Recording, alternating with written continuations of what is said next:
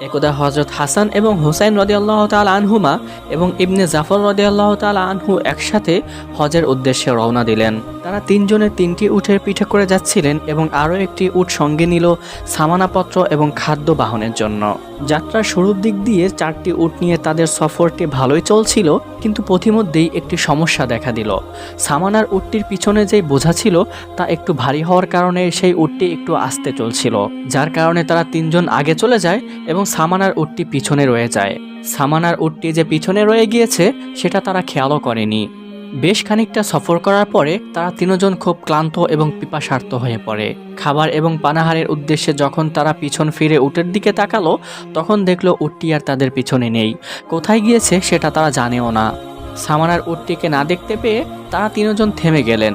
এরই মাঝে একজন বলে উঠল, ওহে সফর সঙ্গীরা, আমরা হজের উদ্দেশ্যে রওনা দিয়েছি। সামান্য খাবার এবং সামানা যেগুলো কিনা দুনিয়ার চাহিদা, এর জন্য আমরা কখনোই সফরকে বিরত রাখতে পারি না। সুতরাং আমাদের সামনে এগিয়ে চলা উচিত।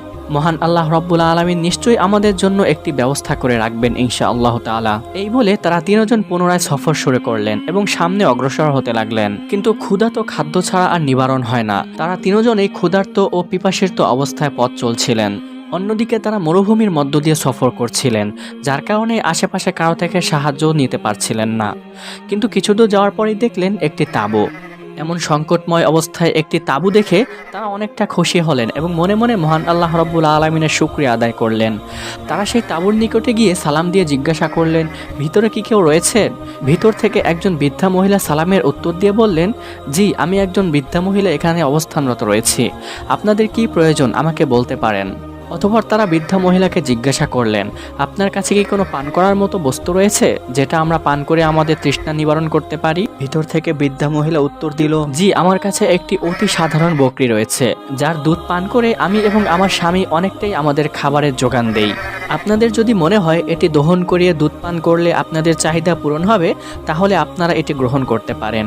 তার কথা শুনে তারা তিনজন উট থেকে নেমে সেই বকরিটি দহন করে দুধ নিয়ে তারা পান করলেন।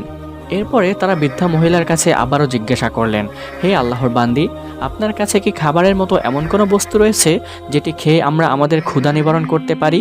বৃদ্ধা মহিলা বললেন, জি, হে আল্লাহর বান্দাগণ, আমার কাছে শুধু খাবারের উপযুক্ত এই বকরিটি রয়েছে। আপনারা যদি এটি জবাহ করে দেন তাহলে আমি এটি রান্না করে দিতে পারি। এটি খেয়ে হয়তো আপনাদের ক্ষুধা নিবারণ হয়ে যাবে। এরপরে তারা সে বকরিটি জবাহ করল এবং সে বৃদ্ধা মহিলা তার কথা মতোই রান্না করে দিল। অবশেষে যখন তারা খানাপিনা করার পরে সন্ধ্যার দিকে বের হতে লাগলেন, তখন তারা ওই বৃদ্ধা মহিলাকে বলতে লাগলেন, হে আল্লাহর বান্দি, আমরা হাশেমি বংশের লোক। এই সময় আমরা হজের উদ্দেশ্যে রওনা করিয়াছিলাম। তুমি আমাদের যেই উপকার করিয়াছ, এই ঋণ আমরা ভুলব না। যদি আমরা জীবিত অবস্থায় সহি সালামতে পুনরায় মদিনায় আসতে পারি, তাহলে তুমি আমাদের নিকটে এসো। আমরা তোমাকে তোমার এত মহৎ ইহসানের উত্তম বদলা দিয়ে দেব ইনশাআল্লাহ তাআলা। এই বলে তারা সেখান থেকে চলে গেলেন। অবশেষে সন্ধ্যাবেলায় সে বৃদ্ধার স্বামী বাসায় আসলো। সারাদিন কাজকর্ম করে সন্ধ্যায় ক্লান্ত মুখে বাসায় এসে বৃদ্ধার স্বামী তাদের সেই লালিত ছাগলের দুধ পান করতে চাইল, কিন্তু স্ত্রী তার কাছে অক্ষমতা প্রকাশ করে বলল, হে আমার প্রিয় স্বামী, আমি সেই ছাগলটি তিনজন পথচারী ব্যক্তিকে দান করে দিয়েছি এবং তারা হাশেমি বংশের ছিল। যাওয়ার সময় তারা এটাও বলে গিয়েছে, আমরা যদি কখনো মদিনায় গিয়ে তাদের সাথে দেখা করি তাহলে তারা আমাদেরকে এর উত্তম প্রতিদান দিয়ে দিবেন। বৃদ্ধা মহিলার কথা শুনে তার স্বামী অত্যন্ত রাগান্বিত হয়ে গেল এবং বলতে লাগলো, তুমি কিভাবে অপরিচিত কিছু লোকদের জন্য ছাগলটি জবাই করে ফেললে?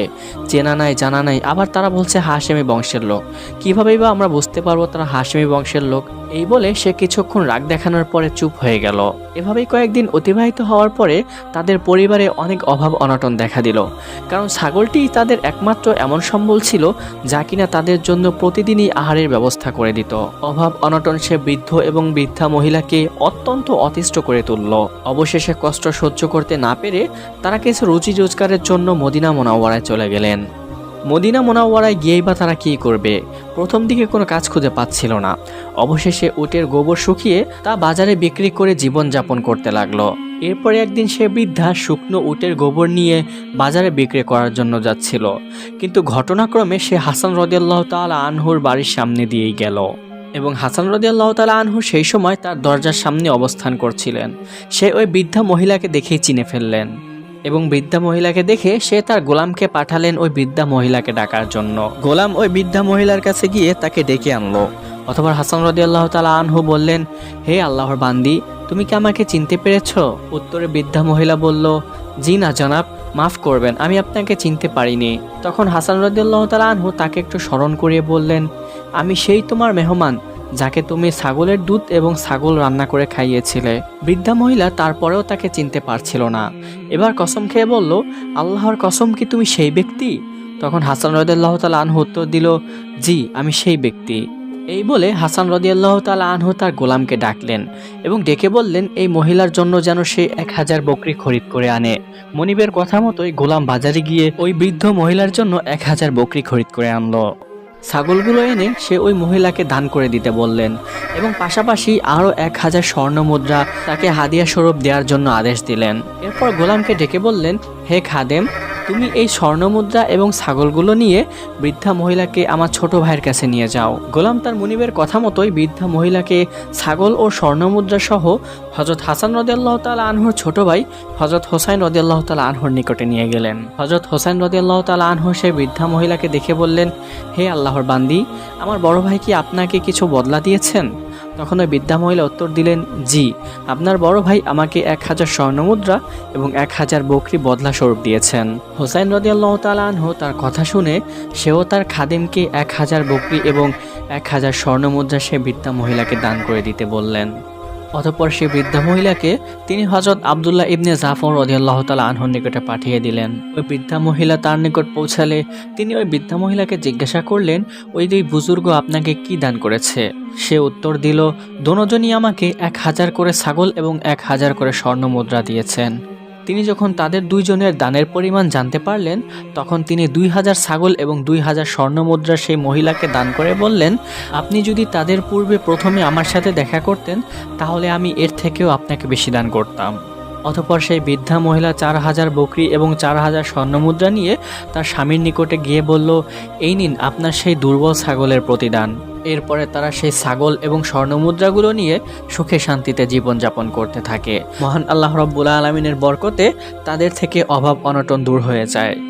তো প্রিয় দর্শক দেন ভিউয়ার্স অ্যান্ড অডিয়েন্স, ভিডিওটি কেমন লাগলো অবশ্যই কমেন্ট করে জানাবেন।